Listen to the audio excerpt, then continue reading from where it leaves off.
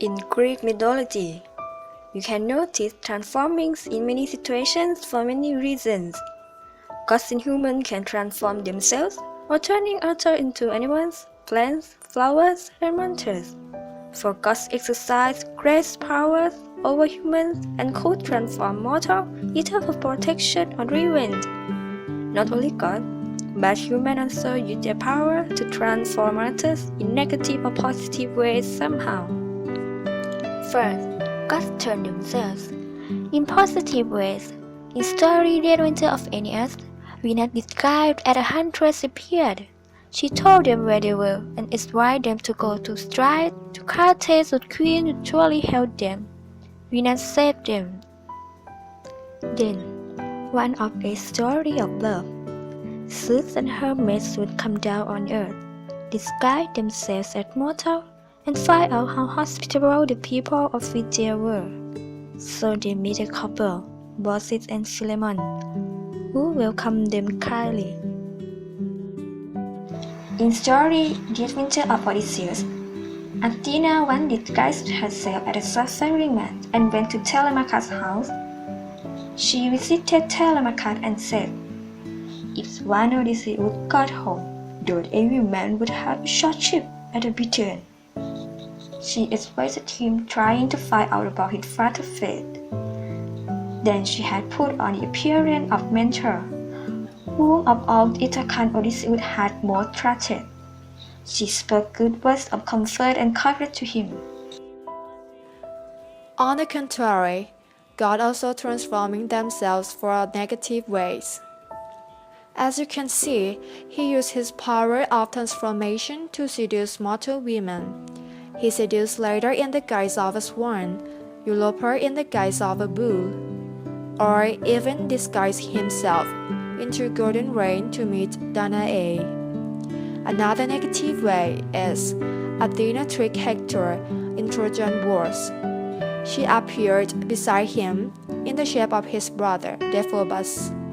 Then he thought he had company with his brother at least. He dared to fight with Achilles. Therefore, we can summarize that God transformed themselves in order to help people, to trick people in the war, and to court someone to be their lover. In addition to transforming themselves, gods also transform others.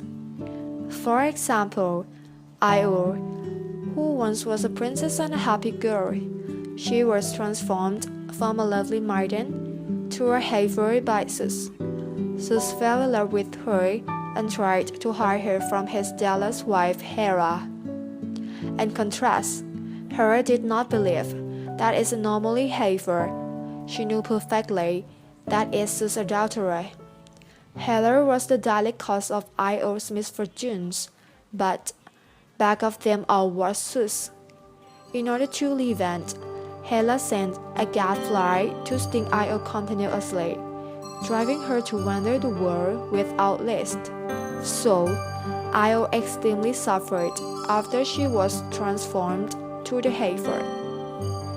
The next example is Galatea, who was transformed from the statue to human by Venus. Pygmalion, a sculptor, fell in love with a beautiful statue, that he kept on working at it, and daily under his skillful fingers, it grew more beautiful. He prayed to Venus for such a wife, like his statue. Venus brought the statue to life, and Pygmalion married Galatea. After that, they had a son named Paphos.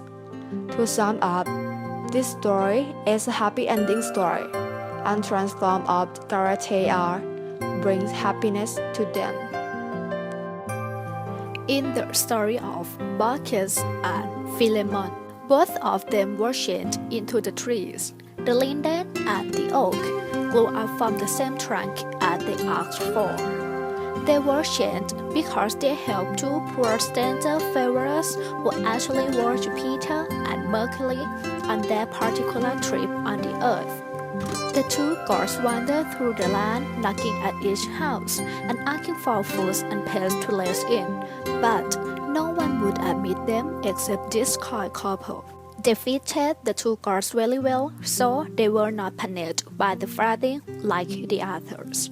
After that, Jupiter rewarded them by serving the grand building and finally changing them into the trees.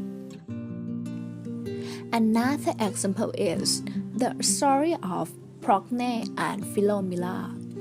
Once, Procne begged Tereus to let her invite Philomela to visit her.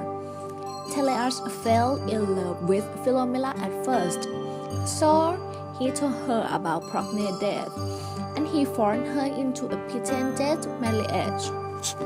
Philomela knew the truth after, so Tereus cut her tongue and told Procne that Philomela was dying. However, Philomela could tell the truth to a wondrous tapestry.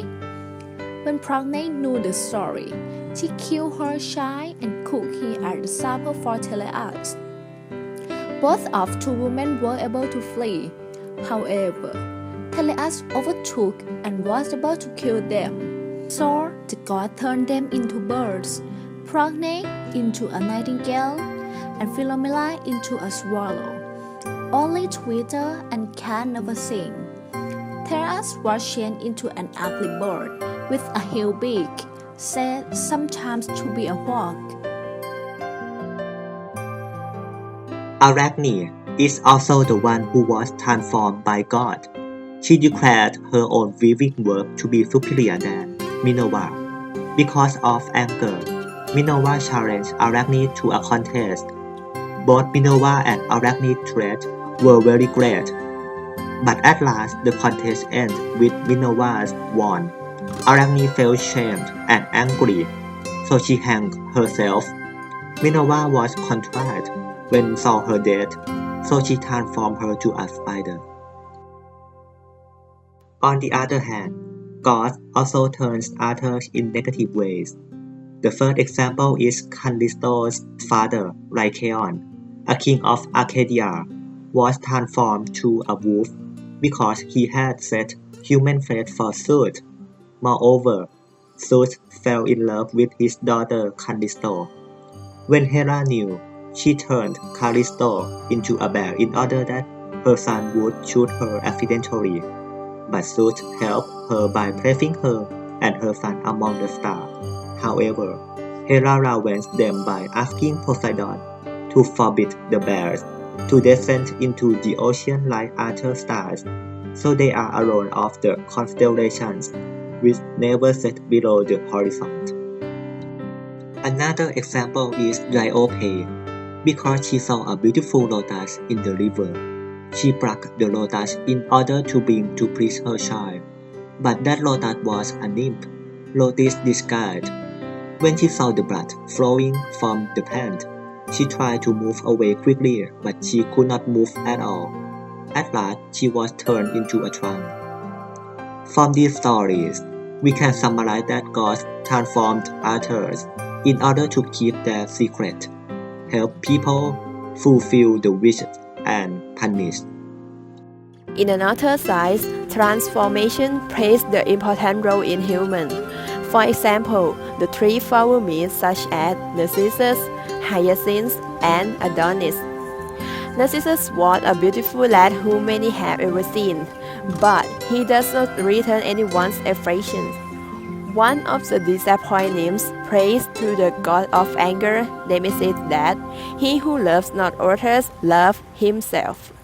Nemesis answers this prayer. Narcissus looks at his own reflection in the river and suddenly falls in love with himself. Finally, he perished and was turned into a flower. Hyacinthus has been Apollo's dearest companion. In a discus contest with Apollo, Hyacinthus accidentally died because he was struck by the Apollo discus.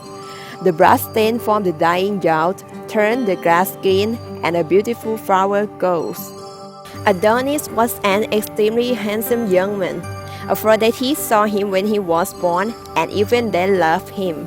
One day, Adonis hunted the wild boar and wanted to kill it, but the boar was only wood, and it fiercely gored at Adonis as he approached. Aphrodite flew to him and held him. Then he died in her arms. The flower grew where his was slain. The god was called Adonis. Moreover, some stories show that humans also could turn other human. For example, the story of Odysseus.